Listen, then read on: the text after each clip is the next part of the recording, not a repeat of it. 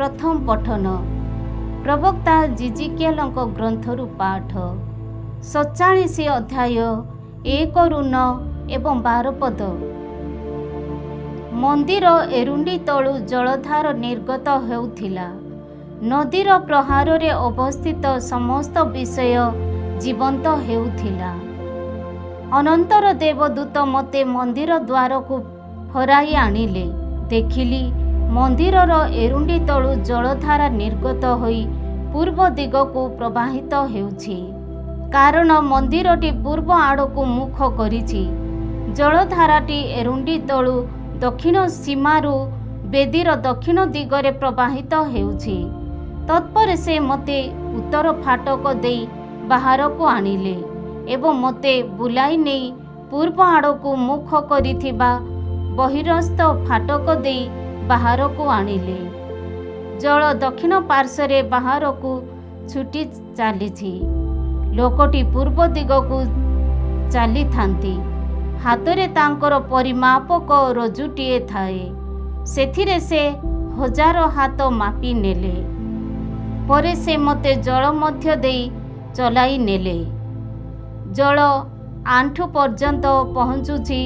पुनश्च से 1000 हाथ मापिले एवं मते पुनर्बार जल मध्य देई नेले। वर्तमान जल अंटा पर्यंत पहुँचिलानी। आउ थरे से 1000 हाथ मापन्ते नदीटीए छुटी उठिला। जल क्रमशः बढ़िबाकू लागिला एवं संतरण करिबा पाई मध्य यथेष्ट गभीर थिला। नदीटी पार होई पारिली नहीं। तेबे से मते पचारिले, हे मनुष्य संतान, तुमे यहाँ देखिल? परे से मते नदी कूले कूले फेराई आनिले। फेरिबा पथरे देखिली नदीर उभय कूलरे असुमार वृक्षलता।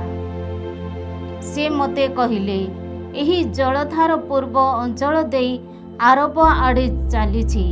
समुद्रर मंथर जलरे मिशिले ताहा सतेज हेब। नदीटी जेउ स्थान देई जीव से सबु स्थानर सरीसृप जीवन पाइबे। नदीटी समुद्र आड़े चलीछि। जेपरि एहार जल ताहार सम्मिश्रण रे सतेज हेब। सुतरां जेउ जेउ स्थान देई नदीटी प्रवाहित हेब समस्त जिनिस जीवन पाइब एवं नदीर उभय कूलरे सर्व प्रकार सुखाद्य वृक्षलता बढ़िब। सेगुड़िकर पत्र मौलिब नाही। फल सर्वदा रहुथिब। प्रति मासरे नुआ नुआ फल हेउथिब। कारण नदीरु जल आसी सेगुड़िक सिंचन करुथिब। सेगुड़िकर फल खाद्य जगाइब एवं पत्र गुड़िक आरोग्य करिब। यह ईश्वरंकर वाक्य। ईश्वरंकर धन्यवाद। साधु जहनक लिखित सुसमाचार पाठ अध्याय 5 पद संख्या 1-16। ଏହା ପରେ ଯିହୁଦୀ ମାନଙ୍କର ଏକ ଉତ୍ସବ ପାଳିତ ହେଉଥିଲା ଏବଂ ଯୀଶୁ ଜେରୁସାଲେମକୁ ଯାତ୍ରା କଲେ। ଜେରୁସାଲେମର ମେଷ ଦ୍ୱାର ନିକଟରେ 5ଟି ମଣ୍ଡପ ଯୁକ୍ତ ଏକ ପୁଷ୍କରିଣୀ ଥିଲା। ହିବ୍ରୁ ଭାଷାରେ ତାର ନାମ ଥିଲା ବେତସାଦା। ସେହି ମଣ୍ଡପ ଗୁଡ଼ିକରେ ଅକର୍ମଣୀୟ, ଅନ୍ଧ, ଖଞ୍ଜ, ପକ୍ଷାଘାତୀ ଆଦି ବହୁ ରୋଗୀ ସମବେତ ରହୁଥିଲେ। ସେମାନେ ଜଳ ସଞ୍ଚାଳିତ ହେବା ସମୟର ଅପେକ୍ଷାରେ ରହୁଥିଲେ। କାରଣ ପ୍ରଭୁଙ୍କ ଦୂତ କୌଣସି ଏକ ନିର୍ଦ୍ଦିଷ୍ଟ ସମୟରେ ପୁଷ୍କରିଣୀରେ ଅବତରଣ କରି ଜଳ ସଞ୍ଚାଳନ କରାଉଥାନ୍ତି ଏବଂ ଜଳ ସଞ୍ଚାଳିତ ହେବା ପରେ ଯିଏ ତହିଁରେ ପ୍ରଥମେ ପ୍ରବେଶ କରୁଥିଲା ସେ ଯେ କୌଣସି ରୋଗରେ ଆକ୍ରାନ୍ତ ହୋଇଥିଲେ ସୁଦ୍ଧା ଆରୋଗ୍ୟ ଲାଭ କରୁଥିଲା।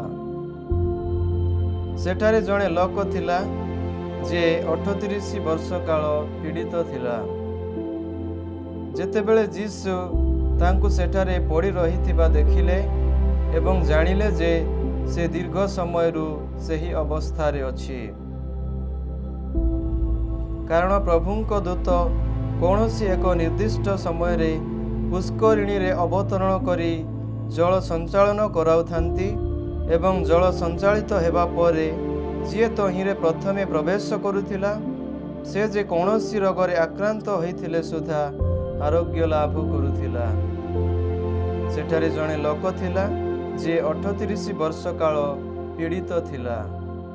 ଯେତେବେଳେ ଯୀଶୁ ତାଙ୍କୁ ସେଠାରେ ପଡ଼ି ରହିଥିବା ଦେଖିଲେ ଏବଂ ଜାଣିଲେ ଯେ ସେ ଦୀର୍ଘ ସମୟରୁ ସେହି ଅବସ୍ଥାରେ ଅଛି, ତାଙ୍କୁ ପ୍ରଶ୍ନ କଲେ, ତୁମେ କ'ଣ ସୁସ୍ଥ ହେବାକୁ ଚାହଁ? ପୀଡ଼ିତ ବ୍ୟକ୍ତିଟି ତାଙ୍କୁ ଉତ୍ତର ଦେଲା, ମହାଶୟ, ମୋର କେହି ନାହିଁ ଯିଏ ମୋତେ ଜଳ ସଞ୍ଚାଳିତ ହେଲାବେଳେ ଜଳକୁଣ୍ଡ ମଧ୍ୟକୁ ନେଇଯିବ ଏବଂ ମୁଁ ଯେତେବେଳେ ଯିବାକୁ ଚେଷ୍ଟା କରେ ସେତେବେଳେ ଅନ୍ୟ ଜଣେ ମୋ ପୂର୍ବେ ତଳକୁ ଓହ୍ଲାଇଯାଏ।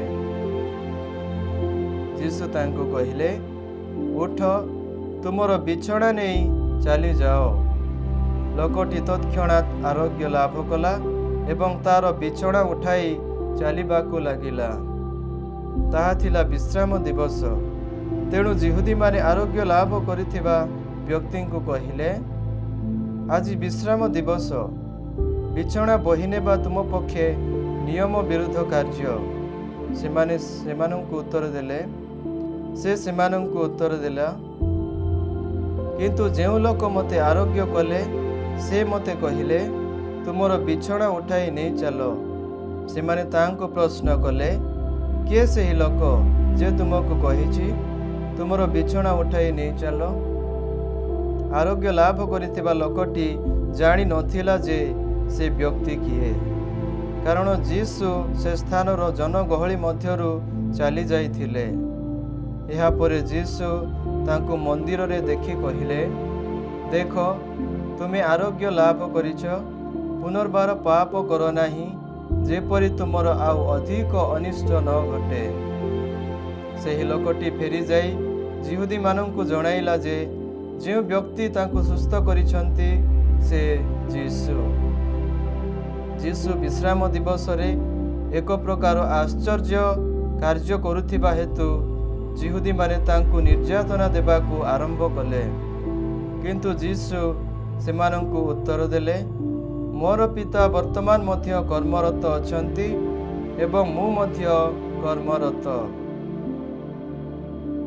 ସେ କେବଳ ବିଶ୍ରାମ ଦିବସ ବିଧି ଭଙ୍ଗ କରୁଥିଲେ ତା ନୁହେଁ, ବରଂ ଈଶ୍ୱରଙ୍କୁ ନିଜର ପିତା ବୋଲି ସମ୍ବୋଧନ କରି ନିଜକୁ ଈଶ୍ୱରଙ୍କ ସମକକ୍ଷ କରୁଥିଲେ। ଏହି ହେତୁ ଯିହୁଦୀମାନେ ତାଙ୍କୁ ହତ୍ୟା କରିବାକୁ ଚାହୁଁଥିଲେ।